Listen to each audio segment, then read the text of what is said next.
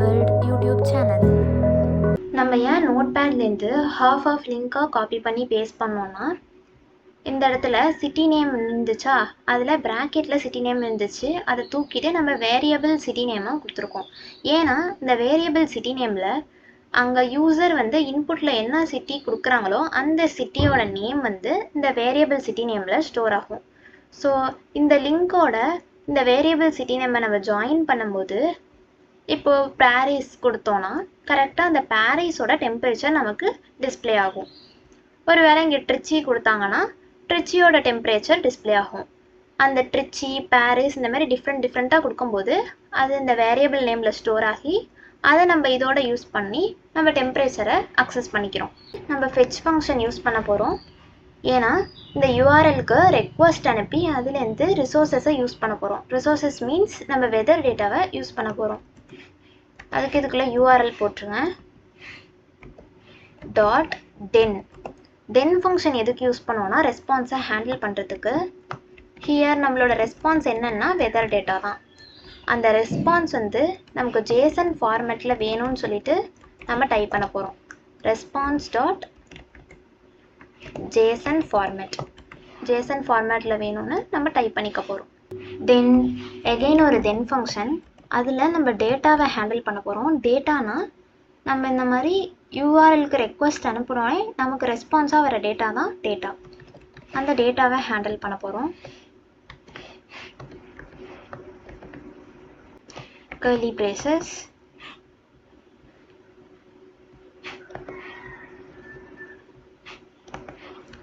Okay. Here நம்ம ஒரு variable create பண்ண போகிறோம், ரெஸ்ப் கோட்னு. ஃபர்ஸ்ட் நான் ஃபுல்லாக கோட் டைப் பண்ணிடுறேன், தென் அதை எக்ஸ்பிளைன் பண்ணுறேன். Data of COD if resp code equal to 404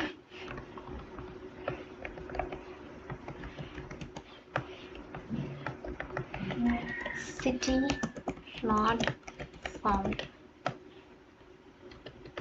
else variable city temp equal to data name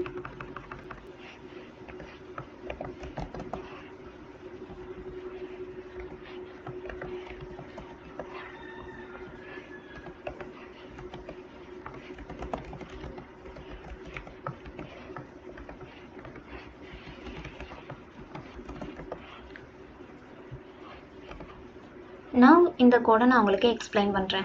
இந்த ஹோல் கோடை ஃபர்ஸ்ட் நான் ஃபெச்னா என்னன்னு சொல்லிட்டேன். அப்படின்னா என்னென்னா, சர்வருக்கு ரெக்வஸ்ட் அனுப்பி நம்ம ரிசோர்ஸஸை அக்சஸ் பண்ணிக்கிறது தான் ஃபெச் ஃபங்க்ஷனோட வேலை.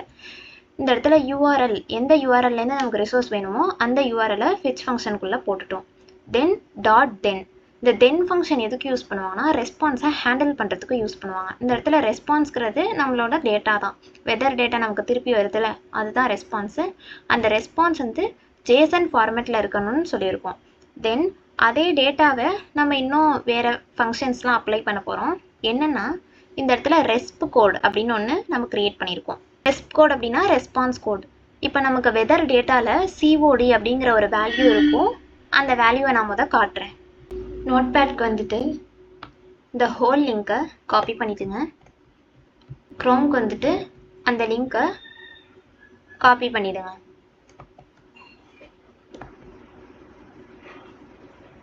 இதில் சிஓடி இந்த வேல்யூவை பாருங்கள். இந்த வேல்யூ 404ன்னு வந்துச்சுன்னா அந்த நேமில் சிட்டி எக்ஸிஸ்ட் ஆகலை அப்படின்னு அர்த்தம். இப்போ நம்ம தப்பாக சிட்டி நேம் கொடுத்தோன்னா அது எக்ஸிஸ்ட் ஆகலைன்னு தெரியணுமா, அதுக்கு தான் சிஓடி 404ன்னு வரும். இப்போ நம்ம இந்த இடத்துல ரேண்டமாக லெட்டர்ஸ் கொடுத்து பார்ப்போம். இந்த இடத்துல பாரிஸ்க்கு வாங்க, அதானே சிட்டி நேம். அதை சும்மா ரேண்டமாக லெட்டர்ஸ் கொடுத்து பாருங்கள். என்டர் கிளிக் பண்ணுங்கள். நமக்கு சிஓடி 404 சிட்டி நாட் ஃபவுண்டுன்னு வந்திருக்கு. அதுக்கு தான் நம்ம இந்த சிஓடி வேல்யூவை அங்கே யூஸ் பண்ணியிருக்கோம். இங்கே டேட்டா ஃபங்க்ஷனுக்குள்ளே என்ன பண்ணியிருக்கோன்னா, ரெஸ்பான்ஸ் கோட், அதாவது ஷார்ட் ஃபார்மில் ரெஸ்ப் கோட் அப்படின்னு ஒரு வேரியபிள் க்ரியேட் பண்ணிவிட்டு அதில் டேட்டா, அதாவது நமக்கு ரெஸ்பான்ஸாக வருதுல அந்த ஹோல் ஜேசன் ஃபார்மேட்டில் ஒரு வெதர் டேட்டா, அந்த வெதர் டேட்டாவில் சிஓடி அப்படிங்கிற வேல்யூவை மட்டும் இந்த ரெஸ்பான்ஸ் கோட் வேரியபிளில் ஸ்டோர் பண்ணியிருக்கோம். அப்போ ரெஸ்பான்ஸ் கோட் வந்து நமக்கு 404 அப்படின்னு வருதான்னு ஒரு இஃப் ஃபங்க்ஷன் க்ரியேட் பண்ணுறோம். அப்படி வந்தால் நமக்கு ஒரு மேலே அலர்ட் மெசேஜ் வரணும், சிட்டி நாட் ஃபவுண்டுன்னு. அப்போ அதை யூசர் சிட்டி நாட் ஃபவுண்டுன்னு பார்த்துட்டாங்கன்னா அவங்க கரெக்டான சிட்டி நேமை என்டர் பண்ணுவாங்களே, அதுக்காக இப்படி ஒன்று செய்கிறோம். தென் எல்ஸில் என்னென்னா அதில் வேரியபிள் சிட்டி டெம்ப் அப்படின்னு ஒரு வேரியபிள் க்ரியேட் பண்ணுறோம். அது எதுக்குன்னா அந்த சிட்டியோட டெம்பரேச்சருக்காக, அந்த சிட்டியோட டெம்பரேச்சரை டிஸ்பிளே பண்ணுறதுக்காக இந்த வேரியபிள் க்ரியேட் பண்ணியிருக்கோம். இது என்னென்னா டேட்டா, அதாவது நமக்கு ஜேசன் ஃபார்மேட்டில் வெதர் டேட்டா வருதுல்ல, அந்த டேட்டாவில் மெயினுங்கிற ஒரு டேட்டாக்குள்ளே டெம்புங்கிறது தான் டெம்பரேச்சர், அதையும் பார்த்துருவோம். அங்கே வேரியபிள் சிட்டி டெம்ப் அதில் நம்ம என்ன ஸ்டோர் பண்ணியிருந்தோம்னா டேட்டா மெயின் டெம்ப் அப்படின்னு ஸ்டோர் பண்ணியிருந்தோம். மெயினுக்குள்ளே டெம்ப், அதனால தான் அங்கே அப்படி டைப் பண்ணியிருக்கோம். இப்போ பாரிஸோட டெம்பரேச்சர் என்னன்னா 1.99. ஸோ சிட்டி நேம் கரெக்டாக கொடுக்கலனா இந்த இஃப் ஃபங்க்ஷன் ஒர்க் ஆகும். நம்ம சிட்டி நேம் கரெக்டாக கொடுத்தோன்னா எல்ஸ் ஃபங்க்ஷன் ஒர்க் ஆகும். ஸோ பாரிஸ்னு கொடுத்தோன்னா இல்லை பாரிஸ் இல்லை அதர் சிட்டி நேம்ஸ் கொடுத்தோன்னா கரெக்டாக நமக்கு சிட்டி டெம்பரேச்சர் எடுத்து இந்த வேரியபிளில் ஸ்டோர் ஆகிடும். அந்த வேரியபிளை நம்ம கன்சோலில் ஆட் பண்ணியிருக்கோம். ஸோ அந்த சிட்டியோட டெம்பரேச்சர் நமக்கு கன்சோலில் டிஸ்பிளே ஆகும். நான் இது எல்லாத்தையும் ரன் பண்ணி பார்க்கலாம். நான் க்ரோம்க்கு வந்துட்டு ப்ரெஸ் Ctrl+R அண்ட் இந்த சிட்டி நேமில் ஏதாவது ரேண்டமாக லெட்டர்ஸ் டைப் பண்ணுங்கள் and press this button fetch data. Yes, நமக்கு அலர்ட் மெசேஜ் வந்துருச்சு சிட்டி நாட் ஃபவுண்டுன்னு. பிகாஸ் நம்ம சிட்டி நேம் தப்பாக கொடுத்துருக்கிறதுனால அங்கே கோட் வந்து 404 வந்திருக்கும், அதனால் நமக்கு சிட்டி நாட் ஃபவுண்ட் வந்து வருது. தென் Ctrl+R ப்ரெஸ் பண்ணிவிட்டு ரைட் கிளிக் பண்ணுங்கள், இன்ஸ்பெக்ட் பண்ணிட்டு கன்சோலை ஓப்பன் பண்ணி வச்சுக்கோங்க. நவ் கரெக்டான சிட்டி நேம் கொடுங்க, திருச்சின்னு கொடுக்கலாம். Press this fetch data button. Yes, நமக்கு திருச்சியோட லைவ் டெம்பரேச்சர் கன்சோலில் டிஸ்பிளே ஆகுது. பிகாஸ் கோட் வந்து 404 இருக்காது, கரெக்டான கோடாக இருக்கும், அதனால் இஃப் கண்டிஷன் நடக்காது. ஸோ எல்ஸ் கண்டிஷன் நடந்திருக்கும். நம்ம அங்கே ரேண்டம் லெட்டர்ஸ் டைப் பண்ணப்போ இந்த ஃபங்க்ஷன் ட்ரூ ஆகியிருக்கும், அதனால் நமக்கு அலர்ட் மெசேஜ் சிட்டி நாட் ஃபவுண்டுன்னு வந்திருக்கும். நம்ம ட்ரிச்சின்னு டைப் பண்ணப்போ அதுக்கு கோட் வந்து 404 இருந்திருக்காது, ஏன்னா நம்ம கரெக்டான சிட்டி தானே கொடுத்துருக்கோம். இஃப் கண்டிஷன் ஃபால்ஸ் ஆகிருக்கும், எல்ஸ் கண்டிஷன் ட்ரூ ஆகிருக்கும். அதனால தான் ட்ரிச்சியோட டேட்டாவில் டெம்பரேச்சர் இந்த இதில் ஸ்டோர் ஆகி நம்ம அதை கன்சோலில் ஆட் பண்ணியிருக்கிறதுனால கன்சோலில் நமக்கு ட்ரிச்சியோட லைவ் டெம்பரேச்சர் டிஸ்பிளே ஆச்சு. உங்களுக்கு இன்னும் நல்லா புரியறதுக்கு லாஸ்ட்டாக ஒன் டைம் நான் ஃபுல்லாக சொல்லிடுறேன். நம்ம fetch URL ஃபங்க்ஷன் எதுக்கு யூஸ் பண்ணியிருக்கோம்னா சர்வருக்கு ரெக்வஸ்ட் அனுப்பி ரிசோர்ஸஸை நம்ம யூஸ் பண்ணிக்கிறதுக்காக யூஸ் பண்ணியிருக்கோம். இந்த யூஆர்எல்லேருந்து தான் நம்ம ரிசோர்ஸஸை அக்சஸ் பண்ண போகிறோம். ஸோ அந்த யூஆர்எலை வந்து நம்ம ஃபெச்குள்ளே போட்டுட்டோம். டென் ஃபங்க்ஷன் எதுக்கு யூஸ் பண்ணுவாங்கன்னா ரெஸ்பான்ஸை ஹேண்டில் பண்ணுறதுக்கு யூஸ் பண்ணுவாங்க.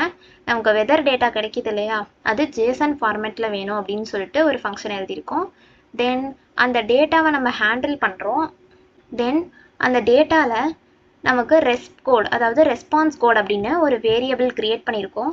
அந்த வேரியபிளில் டேட்டாவில் சிஓடி அப்படிங்கிற வேல்யூவை நம்ம ஸ்டோர் பண்ணியிருக்கோம். சிஓடினா என்ன நம்ம ஏற்கனவே பார்த்துட்டோம். சிஓடி 404 இருந்துச்சு அப்படின்னா அப்படி ஒரு சிட்டி கிடையாதுன்னு அர்த்தம். சிஓடி அதர் தென் 404 இருந்துச்சுன்னா அப்படி ஒரு சிட்டி இருக்குன்னு அர்த்தம். ஸோ ஃபர்ஸ்ட் ஒரு இஃப் கண்டிஷன் எழுதிக்கிறோம். ரெஸ்ப் கோட் வந்து 404 அப்படின்னு செக் பண்ணிக்கிறோம். அப்படி அது 404 இருந்துச்சுன்னா நமக்கு ஒரு அலர்ட் மெசேஜ் வேணும், சிட்டி நாட் ஃபவுண்டுன்னு. ஒருவேளை நம்ம கரெக்டான சிட்டி கொடுத்து சிஓடி 404 இல்லாமல் இருந்துச்சுன்னா இந்த இஃப் கண்டிஷன் ஃபால்ஸ் ஆகிடும். தென் எல்ஸ் கண்டிஷன் வரும். அதில் நம்ம சிட்டி டெம்பில் அந்த டேட்டாலேருந்து டெம்பரேச்சர் மட்டும் எடுத்து சிட்டி டெம்ப் அப்படிங்கிற ஒரு வேரியபிளில் நம்ம ஸ்டோர் பண்ணிவிட்டு அதை கன்சோலில் ஆட் பண்ணியிருக்கோம். ஸோ ஃபைனலாக நம்ம கரெக்டான சிட்டி நேம் கொடுத்தோன்னா நமக்கு கரெக்டான live temperature of the city display ஆகும்.